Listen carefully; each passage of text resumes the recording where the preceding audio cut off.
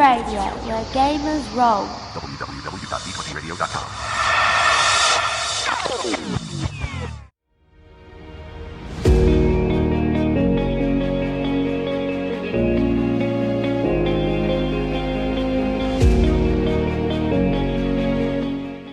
You're listening to Prime by Cortex, a podcast where we examine Cortex mechanics, builds, and occasionally sit down with Cortex creators and GMs. I'm your host, Kirby, and today we're going to be talking about complications. Before we do, I'm sure many of you have heard by now that the license for Cortex was released, and from my understanding, it'll be reworked, so I'm not sure actually if it's been retracted as of right now. Not that we have the platform to publish anything just yet anyhow, but I'll probably do an episode on it after the new version comes out, covering what changed when that publishes. Additionally, Tales of Exadia was delayed to this year. Some of this is old news. I think most of these announcements came out late November, December, but we weren't recording then. And as of this recording, there's no specified release date to my knowledge, unless I missed anything. Now, back to the show, on the topic of complications. We won't just be reading from the book. In fact, we're just going to be going over some of the basics and more going to what complications could be doing for your game. Complications are the mirror opposite of assets, which will probably get its own episode, wherein anything that can hinder your character is assigned a die size and rolled against you. Often complications are assigned to a single character, but they may be applied to multiple characters through complications attached to the scene itself. If it wasn't already clear, complications aren't going to be rolled against you for every single roll that's made. It's only going to be rolled against you when it's relevant to a roll, right? I mean, how often is having a broken arm going to hinder you in haggling with the cab driver on your fare, right? And on that same note, GMPCs might also have complications, which you'll bring into your own pool to roll against them. Complications are usually not going to be on your character sheet like stress might be. Instead, they'll typically be on like index cards or sticky notes, whatever is convenient for you and your table. I know for my own work, I do a lot of my Cortex gaming digitally. And so I have made character sheets on Google Sheets, and I usually put complications in there because I usually arrange my Google Sheets to just feed it into a pseudo like GM tab screen thing for me, so I know who has what complications, and then I normally have it set to where like my complications feed into the player's Excel sheet so that they know what complications I have on the table. But that's just for my convenience. You don't need to be extra like that to get your Cortex gaming going.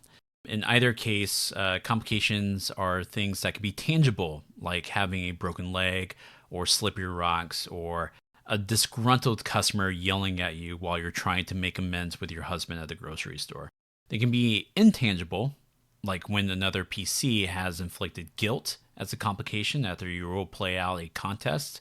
It can also be very situational, like being flanked or cornered. That is actually a kind of a recommendation I like to give to, say, D&D players, mostly when they're struggling with naming complications. That's one of the things that can be difficult about Cortex or games that have similar mechanics, where you're naming a thing, you're naming a tag, whatever that game calls it, right? Is just sitting there and thinking, well, I don't just have HP to fall back on. I need to actually call this something, right? And so I'd like to offer new game masters who are coming in from more traditional games like Dungeons and Dragons, like those same instances where you're getting advantages or disadvantages or bonus or penalties to your roll in D&D, Pathfinder, etc. Those could be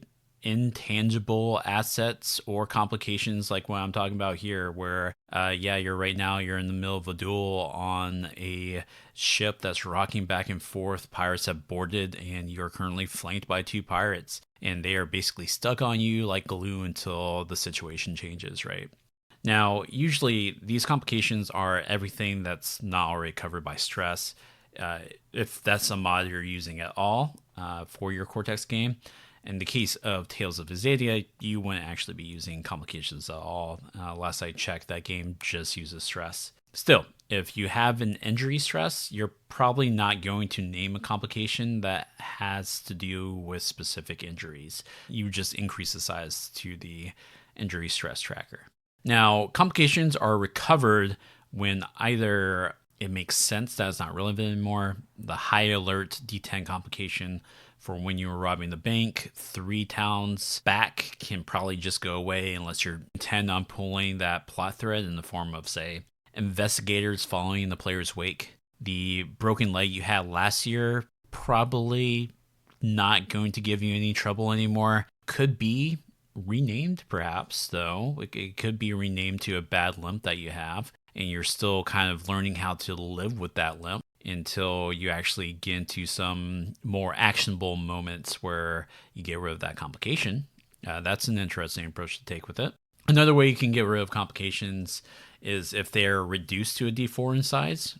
They normally start at D6 and they get bigger or smaller, right? In this case, they get used as part of the player's pool and then they get chucked out. But my favorite way of getting rid of complications is actually getting the player to do something about it and the test to remove the complication. This is actually the bread and butter of what I wanted to talk about in this episode, the naming of complications and the test to remove them. Now, I'm not sure if I've said in this show in particular, but I always say that it's an extremely powerful thing, no matter the game, really, to decide when someone rolls in a role-playing game. If you're playing a super strong character, telling the player they don't need to roll to bend bars when another character does speaks volumes. And so when it comes to complications, there's a lot of power here to really say what kind of game we want to have at the table.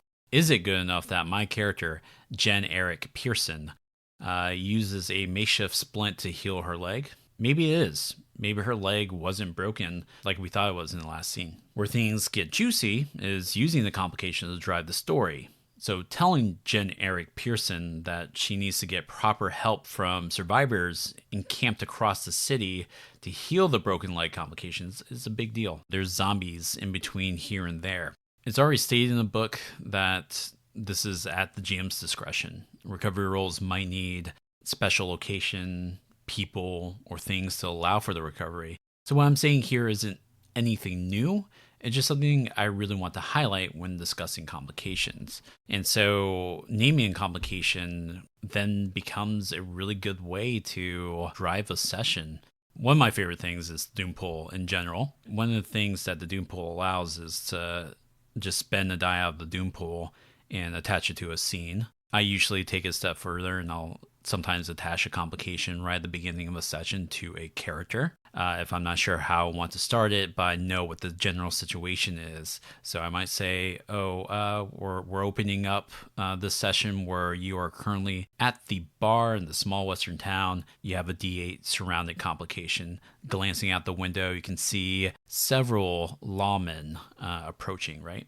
Now suddenly the complication drives the scenario. And that's not to say that like naming complications needs to be like this master class in writing or story design. And having played a lot of games like this where you're coming up with a yes and or a yes but or a no and etc. and having to take an extra bit of brain power to name these things, it can get a little exhausting. And especially if you're new and already struggling, I wouldn't want you to have one more thing to worry about when GMing the system. And so to talk about this a little bit more, one of my favorite sessions in Cortex was this 2-shot Halloween special. It was a Weird West setting. One of the PCs earned a guilt complication early on in the session after getting into an argument with another player character, which resulted in a contest. They couldn't agree on what to do as monsters were taking over their small middle of nowhere town. Do they go to the church? Do they go and flee the town?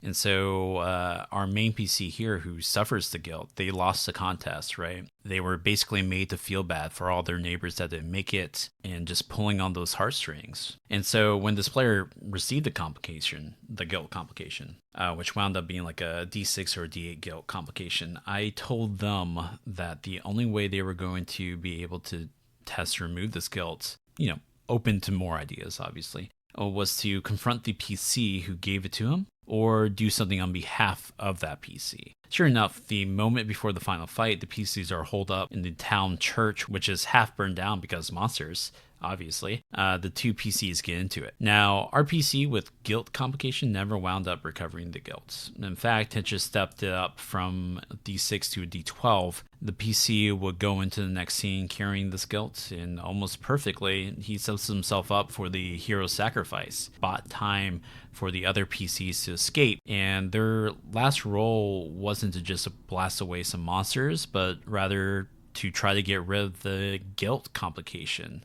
We had this moment where narratively, yes, he was blasting away at monsters, but we kind of zoomed into his internal monologue. Now, they failed, and in hindsight, I should have just told them that the complication went away when they made the decision to stay behind, because remember, complications can go away when they're just not relevant anymore. We don't always have to roll to recover them. But it was such a dramatic moment, and I really had 3 excellent moments from one complication during that 2-shot. The initial argument, the second argument that came on later, and then the heroic moment that I just described. Another one of my sessions in Cortex was probably a one-shot with the Being Human TV show premise. A werewolf, ghost, and vampire are roommates, though it's somewhat more of a World of Darkness setting. I gave the vampire PC a hunger complication after some roll he made where some hitches popped up while exercising one of their powers. I think they were trying to use obfuscate to sneak around or something like that. And this hunger mucked with them while they were interrogating mortals about our inciting event of the one-shot, which basically our one-shot opened up with our 3 roommates dealing with all their stuff just getting tossed about as if by ghosts, but our ghost roommate swore she didn't have anything to do with it. And sure enough, nearby there was some sort of anomaly going on, and that's the context there, right? But yeah, when the questioning was done, our PC had the feed. Success, great, complication removed. But because they had that feed on those mortals, well, they didn't have to, but time was kind of pressing. The werewolf PC wound up having a informal complication of his own. See, the werewolf has his own pact. The pack never liked the fact that our werewolf PC was rooming with a vampire. Now they're just going to let the vampire feed on some mortals. Well, and the argument had just came up. New complication, enraged packmates. The opposition dice pool for the scuffle was only the normal dice pool for recovering a complication. This was for pacing reasons. We were coming very close to the end of our 4-hour block for this one shot, and so we wanted to make sure that we got to the big finale. And so I didn't want to have this long drawn out fight that was just between one player and his packmates. Even though like the dice pool for recovering that complication was just a normal dice pool, it wound up being a big moment in the game. If I recall correctly, it impacted how much help they would get later on in the session and what kind of help. And I always kept it in my back pocket. It's like, oh, well, if hitches come up again, I could just have a moment where the enraged packmate who was momentarily subdued decides that, yeah, in the middle of everything that's going on, maybe now's the time to try to challenge the pack leader again. That's complications in a nutshell. I'd love to hear about your favorite complications that you've given in your games. Like, literally, just ping me in the Cortex Discord. I'm still lazy flux in there. Or actually, I think my nickname is just Kirby with an E. And, this wound up being more of a kind of sort of mini GM diary episode at the end of all of it, I guess. But that brings me to one last thing I want to talk about: GM diaries and other types of interviews. When JT and I went in on this podcast, it was really important to me to not just talk with only people from fandom or only professionals that had already published things that were doing things for Cortex. I want to hear from content creators, big and small, even those of you who are only really doing games with your friends and not podcasting at all or not writing anything for the community. That's fine too. If you have story experiences, I would love to hear about it. So if you're interested in coming onto the show or maybe just writing in something to get discussed on the show, you can find all of our socials in the show notes. Would be happy to have you. Now, that's it for the show today. hopefully I was able to give you something to chew about next time you're buying a hitch. I'll talk to you next time.